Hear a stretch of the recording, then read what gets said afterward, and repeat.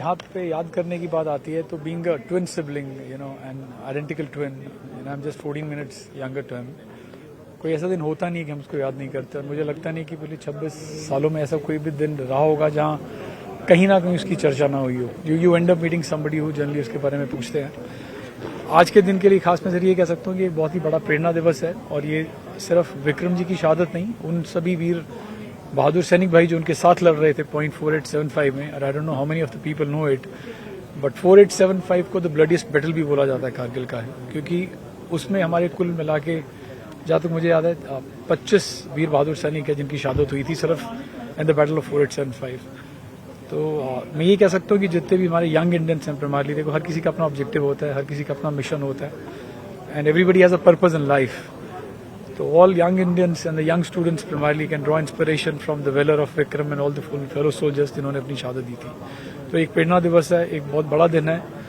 और मैं यही कह सकता हूँ कि the Indian army, I am proud of the Indian army कि ये सब फंक्शन ऑर्गेनाइज होते हैं प्राइमरली, जिसमें हम उन सभी वीर बहादुर सैनिकों को याद कर सकते हैं, उनकी शहादत को याद कर सकते हैं, क्योंकि एक अपना जीवन देना इस देश के लिए कोई आसान नहीं है, राइट।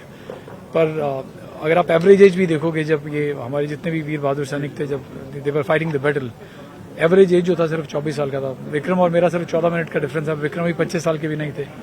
तो आज मैं उनकी जर्नी को देखता हूँ और अपनी जर्नी को देखता हूँ, तो you only draw inspiration that such a young age you could do that daredevil actions and lead the country and become a symbol of the country. So that's the way I remember it. Sir, एक सवाल ये था कि Kargil war के बाद ये बड़ा conflict जो था अभी पहलगाम अटैक के बाद वो ऑपरेशन सिंदूर भारत में चलाया, इसको कैसे देखते हैं आप? देखो, आई नॉट बी डिप्लोमेटिक। देखो क्या होता है कि end of the day it is a message to the all the surrounding enemies कह लीजिएगा, जो हमारे नेबर्स हैं, जो जहाँ पे कुछ ना कुछ हलचल बनी रहती है, कि we are no longer the same army which was way back 50 years back और 60 ईयर्स बैक। और हमने ये प्रूव किया था कारगिल में 1999 में।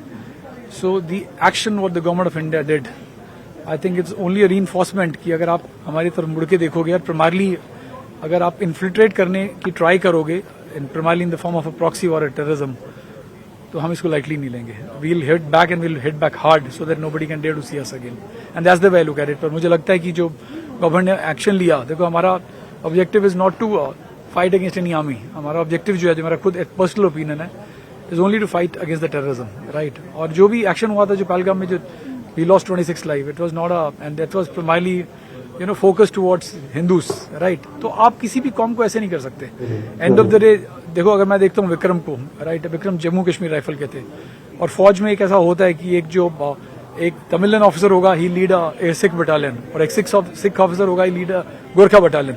तो वहां पे कास्ट कम्युनिटी नहीं आती कुछ भी, right. We all are Indians. तो I think this is what is being reflected, that we as a country are united in case of any such eventuality or any such kind of action which any other country takes. Sir 1999 में कुछ एक पाकिस्तानियों को नकार दिया था लेने के लिए पाकिस्तान के, और अब हाल ही में उनके जनरल मुनीर ने जो कैप्टन शेर खान जी, उनको श्रद्धांजलि दी है। इस चीज़ को कैसे देखते हैं? देखिए, मेरा जो व्यू है कि हर एक जो फौजी होता है, राइट, वो अपने देश के लिए लड़ता है। जो हमारा फौजी है, हमारी देश का फौजी है, जो उनका फौजी है, उनके देश का फौजी है। मैं सिर्फ ये कह सकता हूँ कि देखिए, आपको मैं इसको रिलेट करता हूँ सिर्फ 99 में, जब 99 में जब 4875 हुआ था, और आपने वो वीडियो फुटेज देखा होगा, then lieutenant colonel, but of course who retired later as lieutenant Y K. Joshi, तो जो भी बॉडीज थी पाकिस्तान एक्सेप्ट नहीं की थी। इनफैक्ट वो जितने भी सोल्जर्स थे पाकिस्तान आर्मी के, वो सब नजर लाइट इन्फेंट्री के थे, पर उनको भारतीय सेना ने पूरी अच्छे तरीके से, जिस तरीके से एक फौजी को, एक सैनिक को उसकी पूरी शहादत मिलनी चाहिए, उस तरह से इनको बरी किया गया था। तो मुझे लगता है कि it is more about the ethos and the culture also, what you said in the typical forces, right, and that is the reason I always say that we are proud of the Indian army, we are the best. चाहते तो हम उनको वहां छोड़ सकते थे, पाकिस्तान ने नकारा, लेकिन जो इंडियन आर्मी ने किया कि वो अपनी देश के लिए लड़ रहे थे, करेक्ट। तो जो उनको रिस्पेक्ट मिलनी चाहिए थी as a soldier, that was given by the Indian army, and that's what Indian army stands for. Thank you. इधर ब्रिगेडियर साहब का देखते हैं आज के दिन को कैसे याद कर रहे हैं, क्योंकि आज पुण्यतिथि है कैप्टन विक्रम बत्रा की। बिल्कुल, जो ये वेरी सोलम ओकेजन टुडे, और क्योंकि आज ही के दिन उन्होंने अपनी शहादत दी थी। मगर जब हम ये सेलिब्रेट करते हैं, मैंने अपनी स्पीच में भी बताया था कि ये इसके थोड़ा जो बिगर पिक्चर देखें कि through them we celebrate the sacrifices made by so many of the other soldiers, और जो कि ये हमारे फोर फ्रंट हैं, हमारे बिगेस्ट नोन हीरोज हैं, and through them we celebrate the sacrifice कि जिन ने जिसने जहाँ पे भी अपनी सैक्रिफाइस दिया है देश के लिए, उन सबको सेलिब्रेट करने के लिए। ठीक है sir, thank you. Brigadier Vijay Bhaskar. Sir, उस वक्त आप उनके साथ थे, जिस तरह आप हाँ, बता रहे थे। जो हमारी .4875 का अटैक हुआ था वो 5 जुलाई को पूरा हो गया था, हमें लगा। लेकिन बाद में हमने देखा कि आगे तो अभी और दुश्मन है, जब तक उनको हम निकालेंगे नहीं वहां से .4875 का कैप्चर पूरा नहीं माना जाएगा। तो वो एक पूरा दिन 6 जुलाई पूरा हम लगे रहे आपस में, हम सिर्फ 70-80 मीटर की दूरी पे आपस में गोलियां चला रहे हैं, गाली गलौज चल रही थी वहां पे एक दूसरे पे मनोवैज्ञानिक दबाव बनाने के लिए। और जब ये देखा गया कि जब तक उनका पोजीशन हम एक्यूरेटली देख नहीं लेते तब तक उनको वहां से निकालना मुश्किल है। उसी दौरान हमारे कैप्टन नवीन अन्नबीरू नगप्पा बुरी तरह घायल हुए थे, और जब वो घायल हुए तब कैप्टन विक्रम बत्रा ने खुद कहा कि मैं आगे जाके रिकग्नाइजेंस करता हूं, उनके ठिकानों का पता लगाता हूं, तभी हम जो है इसको आगे कैप्चर कर पाएंगे। और ये खतरनाक काम जो है उन्होंने 7 तारीख को सुबह करीब 2-2:30 बजे के बाद वो आगे गए, साथ में सूबेदार रघुनाथ थे उनके। और जब ये रिकग्नाइजेंस कर रहे थे तो बड़े बड़े बोल्डरों के बीच से उन्होंने देखा, कोशिश की देखने की कि कहाँ हैं।